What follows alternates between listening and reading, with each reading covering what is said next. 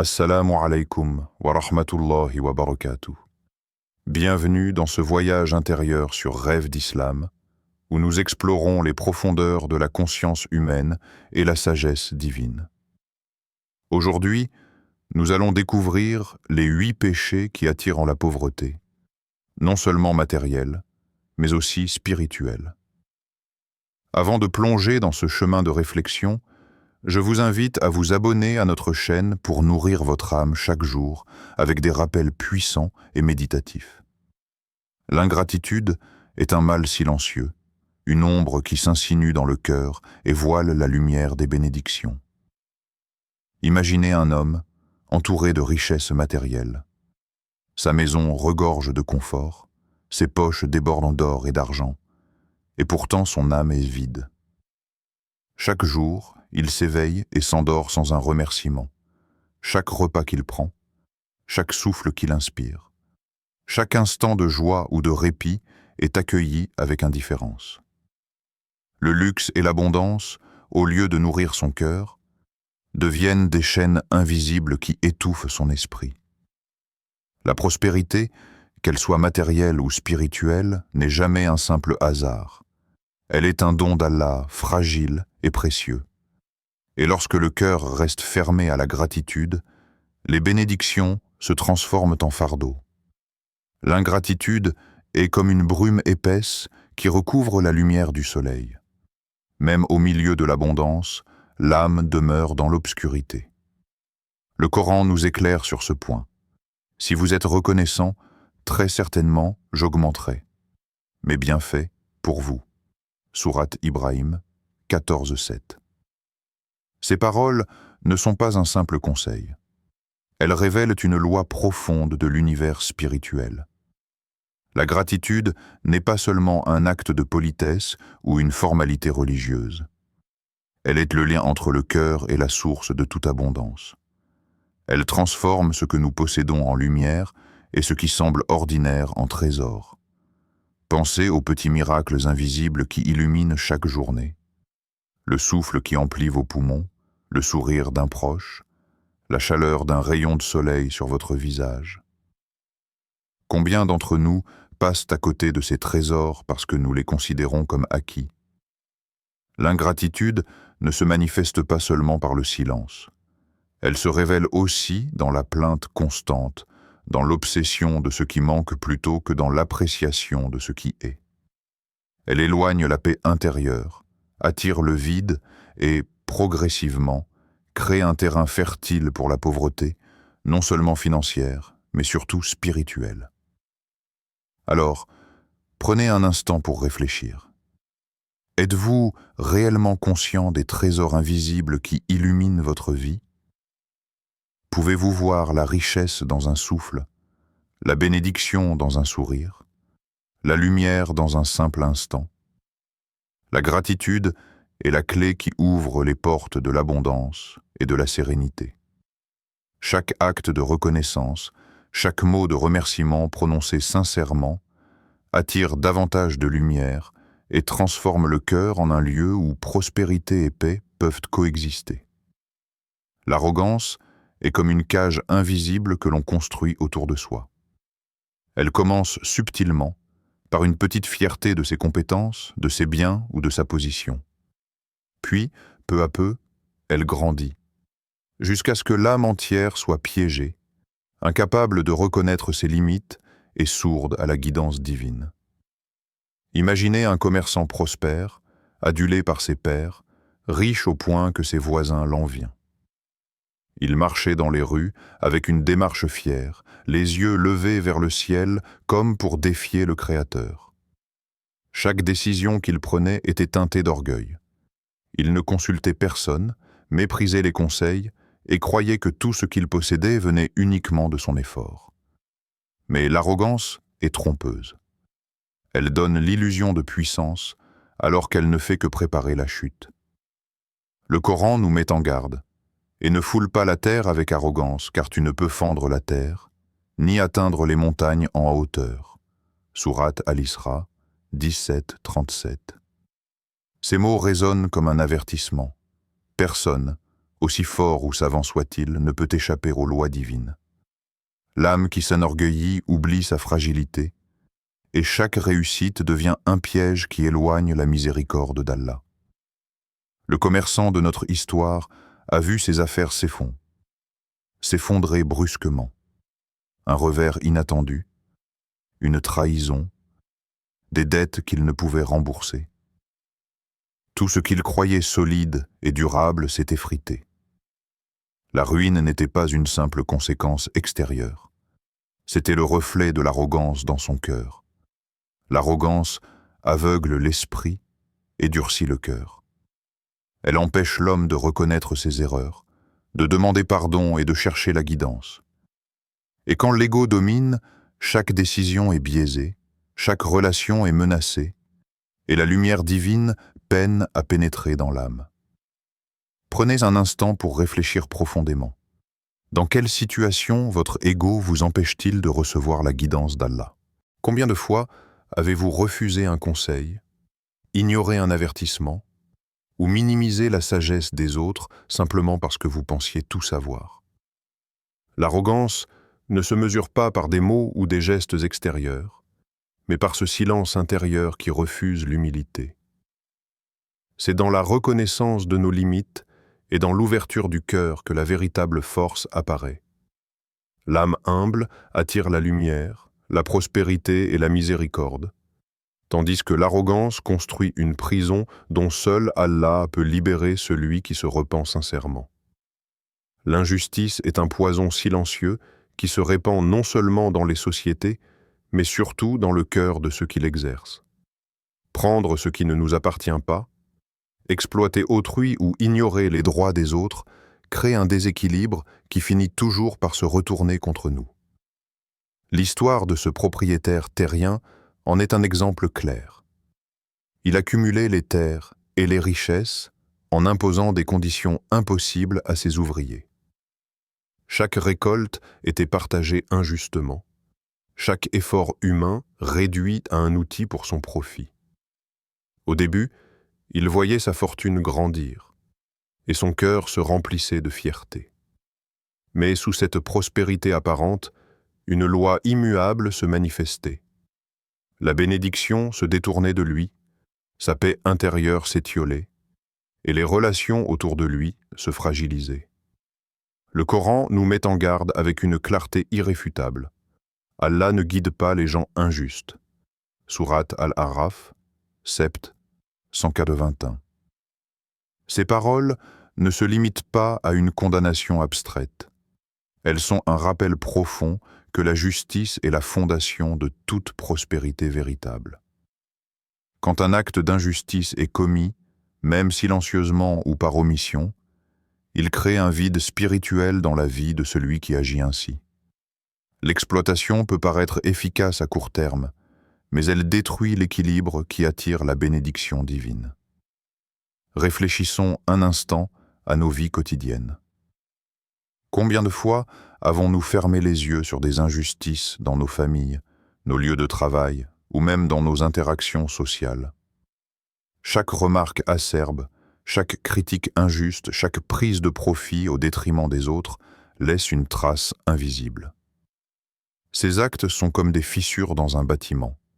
Elles affaiblissent progressivement la structure jusqu'à ce qu'un effondrement survienne, souvent là où on ne l'attendait pas. La méditation ici est essentielle. Qu'est-ce que nos choix quotidiens disent de notre rapport à la justice et à l'équité? Chaque geste envers autrui peut être un pont vers la bénédiction ou un pas vers la pauvreté, non seulement matérielle mais surtout spirituelle. Une parole injuste, un comportement égoïste ou un refus de partager équitablement sont autant de portes fermées à l'abondance.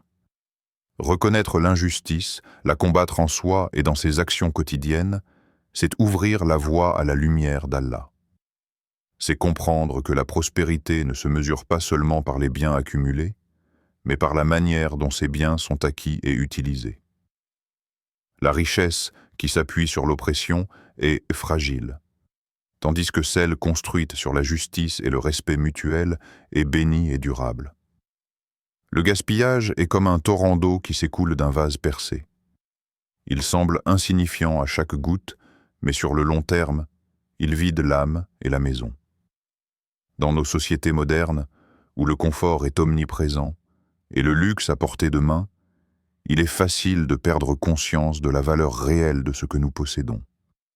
Imaginez une famille assise autour de sa table. La nourriture est abondante, les plats se succèdent et pourtant une grande partie finit à la poubelle.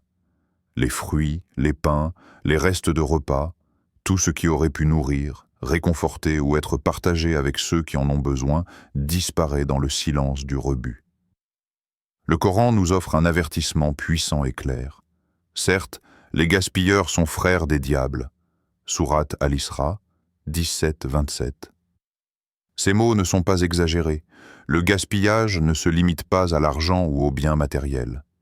Il touche le cœur et l'esprit, érodant la capacité à apprécier, à partager et à recevoir la bénédiction.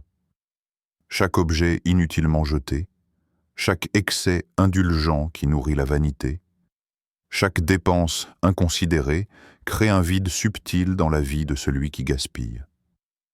La lumière de la prospérité divine se détourne lentement, car l'âme qui se perd dans l'abondance sans conscience devient sourde au don d'Allah. Pensez aux gestes quotidiens qui semblent anodins.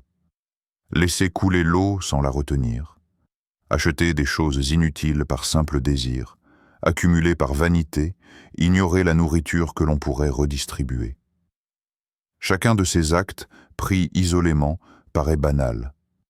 Mais ensemble, ils tracent un chemin vers le vide et l'insatisfaction. La prospérité ne consiste pas seulement à posséder, mais à vivre en harmonie avec ce que nous recevons, en respectant la valeur de chaque chose et en cultivant la gratitude. Alors, une question nous appelle à réfléchir profondément. Comment pourrions-nous transformer nos habitudes quotidiennes pour attirer l'abondance plutôt que le vide? Peut-être en observant chaque geste, chaque choix, chaque moment où nous avons le pouvoir de conserver, de partager ou de donner avec intention. Peut-être en réapprenant à respecter ce qui nous est offert, en voyant le monde comme un don fragile à préserver plutôt qu'une ressource à consommer sans conscience. Le gaspillage nous enseigne que la véritable richesse ne réside pas dans l'excès, mais dans l'équilibre, la maîtrise et la conscience. L'abondance est un flux subtil qui suit la discipline du cœur et de l'esprit. Chaque acte de sobriété, de partage ou de gratitude est une goutte d'eau qui remplit le vase de la bénédiction, alors que le luxe excessif et le gaspillage ne font que le vider, goutte après goutte. La malhonnêteté est une ombre qui s'insinue dans chaque recoin de la vie, silencieuse mais dévorante. Elle commence souvent par un mensonge apparemment insignifiant, une omission légère, un arrangement subtil pour éviter un problème ou obtenir un avantage. Mais ces petites failles deviennent rapidement des fissures dans le cœur. Et bientôt, la confiance autour de soi commence à s'effriter. Imaginez un commerçant habile, reconnu pour son intelligence et sa capacité à prospérer. Au début, il falsifie légèrement ses comptes pour présenter de meilleurs résultats. Il croit maîtriser la situation, convaincu que personne ne découvrira la vérité. Chaque petit mensonge lui semble sans conséquence, mais peu à peu, il construit un château de tromperie sur des fondations fragiles. Le Coran nous met en garde avec une clarté implacable. Ne dévorez pas mutuellement vos biens par des voies illégales et ne corrompez pas sur la terre. Sourate Al-Baqarah, 288. Ces paroles ne parlent pas seulement de biens matériels, mais aussi de la corruption de l'âme et des relations humaines. La malhonnêteté détruit la confiance, et sans confiance, aucune prospérité n'est durable. Le commerçant, malgré ses compétences, voit son empire s'effondrer. Les partenaires le quittent, les clients se détournent, et ce qu'il croyait solide disparaît comme du sable entre les doigts. Ce n'est pas seulement l'extérieur qui se brise. Son propre esprit est rongé par le remords et l'angoisse, incapable de trouver la paix. Nos paroles et nos actions peuvent construire des ponts ou des murs autour de notre vie. Chaque mensonge, même discret, dresse une barrière entre nous et ceux qui nous entourent, entre nous et la bénédiction d'Allah. Chaque acte de corruption, chaque tricherie empêche la lumière de circuler librement. La prospérité, qu'elle soit matérielle, émotionnelle ou spirituelle, ne peut exister là où règne la tromperie. Prenons un moment pour observer notre propre vie. Quelle vérité avons-nous tue par peur ou par intérêt? Quelles actions ont été motivées par l'avantage personnel au détriment des autres? Chaque fois que nous choisissons la malhonnêteté, nous scellons un peu plus la porte de la prospérité. La vérité, même difficile à dire, même risquée à assumer, est la clé qui ouvre le chemin vers la bénédiction. Elle libère le cœur, restaure la confiance et permet à la lumière divine de pénétrer dans notre vie. Nos paroles peuvent devenir des ponts vers l'abondance ou des murs qui isolent notre âme. Le choix est entre nos mains à chaque instant. L'envie est un feu silencieux qui consume l'âme sans qu'on s'en rende compte. Elle se glisse dans les pensées, souvent sous la forme d'un regard vers ce que possède un autre, d'une comparaison furtive ou d'un désir incessant de ce qui n'est pas destiné à nous. L'histoire de Caïn et Abel, racontée dans le Coran et la tradition prophétique, illustre tragiquement cette dynamique. Le désir et l'envie ont transformé un frère en meurtrier, un cœur en prison. La prospérité et les bénédictions d'autrui, au lieu d'inspirer gratitude ou humilité, deviennent source de frustration et de malheur pour celui qui ne sait pas se contenter. Le Coran nous avertit avec fermeté « Et ne convoitez pas ce par quoi Allah a favorisé certains d'entre vous plus que d'autres » Sourate An-Nisa 4:32. Ces paroles nous rappellent que la comparaison est un piège subtil. Elle détourne le regard de nos propres dons et transforme les bénédictions en insatisfaction. Chaque souffle que nous prenons, chaque talent, chaque instant de vie est un cadeau unique d'Allah. L'envie, en revanche, détourne l'âme de la gratitude et attire le malheur, créant un vide intérieur que rien d'extérieur ne peut combler. Réfléchissons à notre quotidien. Combien de moments passons-nous à observer ce que possède autrui plutôt que d'apprécier ce que nous avons?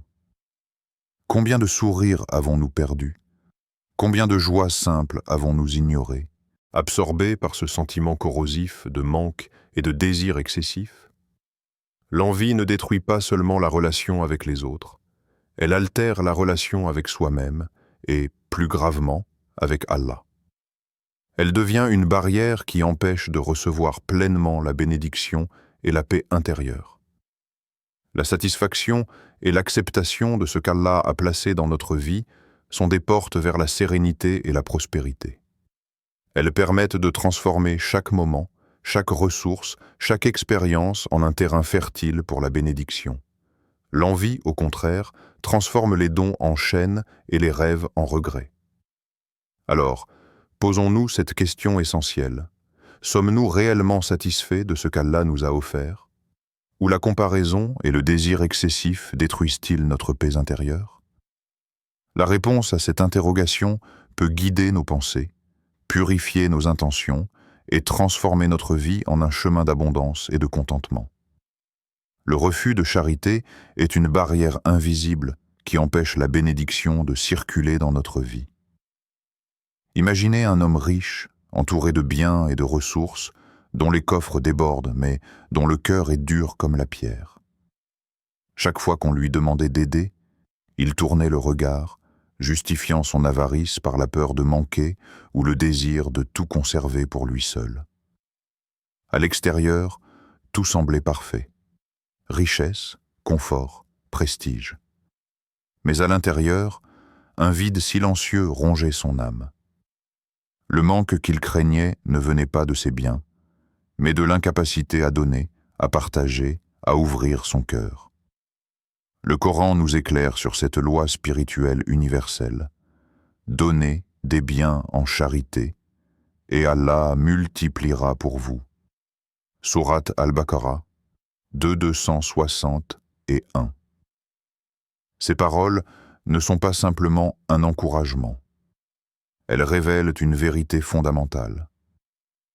La prospérité ne consiste pas à accumuler, mais à permettre aux bénédictions de circuler. Lorsqu'une main se ferme, l'abondance stagne. Lorsqu'un cœur refuse de partager, il attire le vide. L'homme avare de notre histoire croyait que garder ses richesses pour lui assurait sa sécurité, mais paradoxalement, il s'isolait de la lumière et de la prospérité d'Allah.